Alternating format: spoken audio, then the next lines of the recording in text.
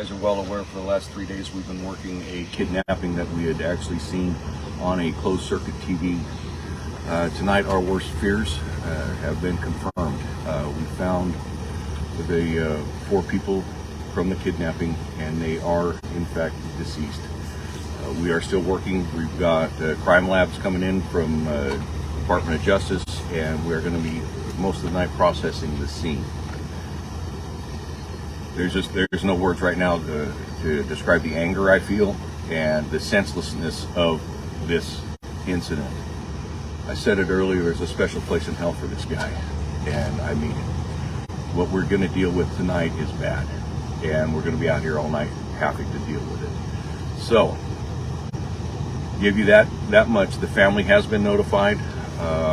We've made arrangements through other contacts to try and get them the spiritual guidance through this, and we're hoping that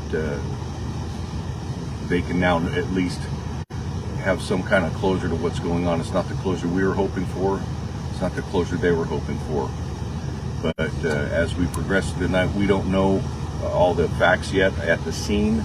I can tell you that I have been near the scene to have seen, and we will be processing. It's going to be very methodical, and if we get any different news regarding this, we'll be sure to let you know. But at this point, right now, that's what we're working, and it sucks on many levels. So, do you have a question? Well, what time did you come out here today? We got the call at about 5:30 p.m. There was a farm worker in the area, and during the course of his job duties, came across them and made contact.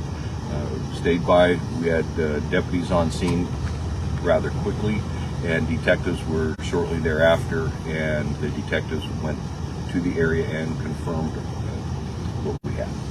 Were they all found together, separate? They're relatively close together. So, and I don't want to go into a lot of details as to what, but and we will at the later time be telling you how things had occurred. But again, horribly senseless as to what happened here. We don't know motivation yet, but we are making a determinant factor on that, and the investigation now is going to pursue a full conviction, and I'm hoping our district attorney's office files for the death penalty. That's how I feel. Sheriff, you look pretty emotional, Sheriff. Yeah, you're dealing with a child. I shared an incident that happened when I was on SWAT back in 1985, where a guy shot his own kids with a .44 Magnum. I was so angry at this son of a gun that because he shot himself. This is another one of those. I'm just livid inside because this was completely and totally senseless. We have a whole family wiped out, and for what, we don't know yet. So we are working on that. We'll try and get those answers. Was the suspect able to ever tell you anything about this scene? We've got information from the suspect. We're going to keep that close to our chest at this point, but that suspect has in fact been talking to us. Now, did this have anything to do with what you said in the press conference about that cell phone that was found? Is that connected to this phone? Well, the cell phones that we found belonged to our victims, and so the connected part is the fact that they had them when they left the business, and they were found later on the road. So is that near here? Or? In a close proximity, yes. Any other indication of where the suspect went beyond this that you can share? Did he continue that way? Did he come back the other way? We know the we truck have is found information, but right now we want to keep that tight, only because we want, now our focus is on conviction. So now that we've got this part of the investigation, I'll say not even wrapped up, but investigating this part, now we're going to go forward and try and get as much evidence as we can, and we do have a lot of circumstantial evidence and direct evidence that we are going to be gathering and hopefully presenting to the district attorney's office.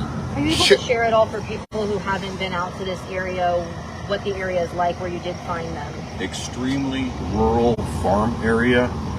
Not a lot of folks come out here except for the folks here, and if you guys went down that lovely road, you'll understand why there's not a lot of people coming through here, and it is extremely remote.